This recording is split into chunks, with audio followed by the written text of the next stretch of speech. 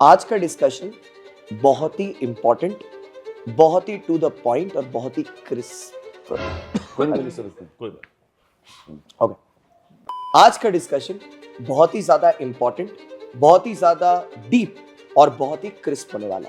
अगर आप पैनल में देखो तो हमारे साथ सी अंकित ओबरॉय सर और सी राकेश कालरा सर हैं और हम लोग सीधे बात करेंगे इस बारे में कि आखिरकार जब इतने अच्छे एजुकेटर्स, इतने अच्छे लर्निंग, इतना अच्छा करिकुलम आईसीएआई का है और टीचर्स भी अपनी पूरी मेहनत करते हैं, तो आखिरकार बच्चा इस कोर्स के किसी भी लेवल पर फेल क्यों होता है।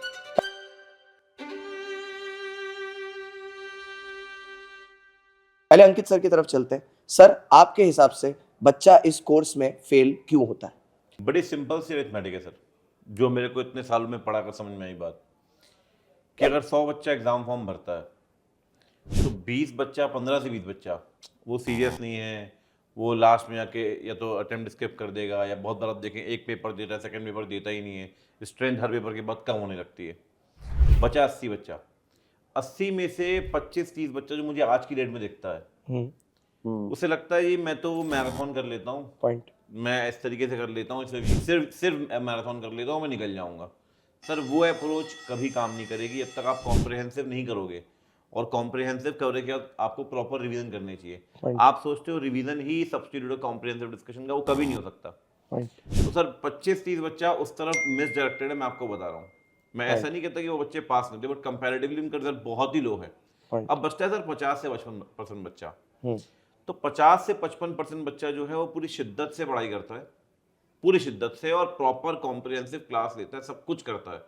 और अगर उसमें से आप देखिए 50 से 55% में, तो अगर आप उसमें से आप निकालोगे बच्चा, जो फिल्टर करेंगे आप, तो रिजल्ट बहुत अच्छा है सीए के अंदर। तो अगर हम पॉजिटिव अप्रोच की तरफ जाएं तो आप ये देखिए कि आपने किस तरीके से अपनी स्ट्रेटजी और प्लानिंग की है। अब जो 50 भी बचा, उस 50 में क्या होता है भाई, वो उसने अपनी स्ट्रेटजी बनाई, अपनी प्लानिंग बनाई। बहुत सारे बच्चे मिसडायरेक्टेड इस बारे में कि भाई सही कंटेंट क्या होगा, स्टडी मैट रेफर करें ना करें, तीसरी बात हम आरटीपीएमटीपी करें ना करें। बहुत सारी वीकनेस आपकी वहां पे है। लॉ ऑडिट के अंदर आंसर राइटिंग है, टैक्सेशन के अंदर आपको क्वेश्चन करने चाहिए, बच्चे क्वेश्चन की ऑडिट करते हैं सर। एग्जैक्टली ठीक, आपके अकाउंट्स कॉस्टिंग के अंदर प्रैक्टिस नहीं करते।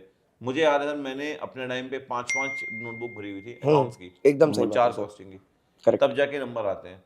तो मतलब अगर आप देखो रिजल्ट का परसेंटेज, फॉर एग्जांपल यार बोथ ग्रुप का इतना कम आ गया है ना, ग्रुप 1 का इतना कम आ गया, ग्रुप 2 का, तो मुझे ऐसा लगता है वो एक्चुअल परसेंटेज नहीं है। एक्चुअल परसेंटेज बहुत ज्यादा है कंपैरेटिवली। जो बच्चा, जो आप पॉपुलेशन देख रहे हो जिसमें से आप परसेंटेज निकालते हो, वो पॉपुलेशन जो हमारी रेलेवेंट पॉपुलेशन है वो बहुत कम होती है। उसमें से अगर आप देखें सर, तो एक रिजल्ट जो निकल कर आता है वो 40 से 50% रिजल्ट है सीए का। वो इफेक्टिव 19% नहीं है। पॉइंट ये चीज बहुत सही है। अब अंकित सर की जो पूरी बात थी ना, उसके क्रक्स को अगर मैं एक लाइन में बोलूं तो वो कहना ये चाहते हैं कि जो एक्चुअली डिजर्विंग बच्चा है ना, वो बेचारा क्यों नहीं हो पाता है। अगर नहीं हो रहा है तो उसकी स्ट्रैटेजी और प्लानिंग में प्रॉब्लम है। Correct sir? बिल्कुल। ओके, अब राकेश सर के पास चलते हैं। सर, आपका भी इयर्स ऑफ टीचिंग एक्सपीरियंस है। जी सर। ठीक है, काफी लंबे समय से आप भी पढ़ा रहे हो। सर, आपके हिसाब से बच्चा इस कोर्स में क्यों नहीं क्लियर हो पाता?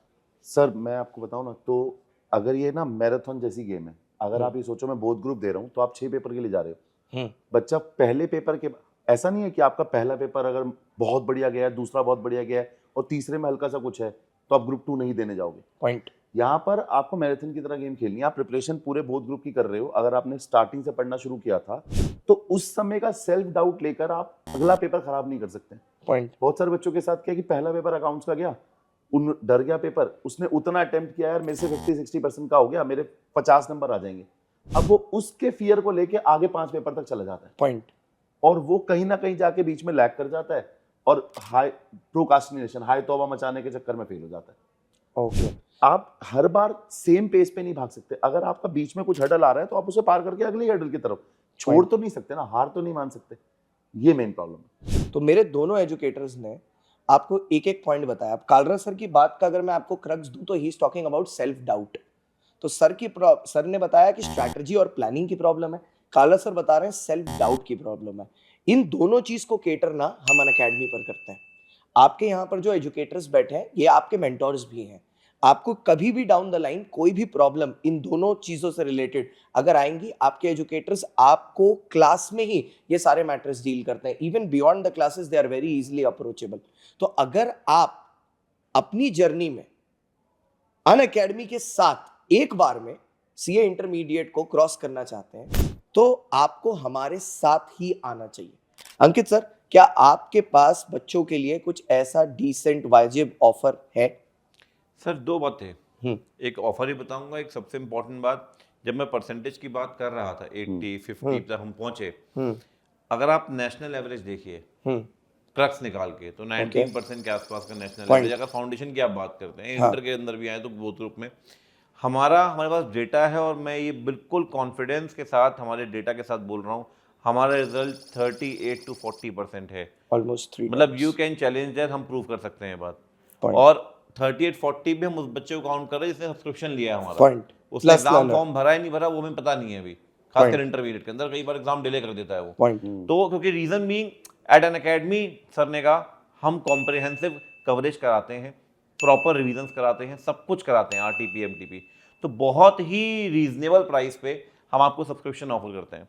अभी का ऑफर देखें, 50% का डिस्काउंट चल रहा है, 50% का डिस्काउंट चल रहा है पूरे सीए सब्सक्रिप्शंस में। आप कितने ही महीने का सब्सक्रिप्शन आप लो, आपको 50% का डिस्काउंट मिलेगा।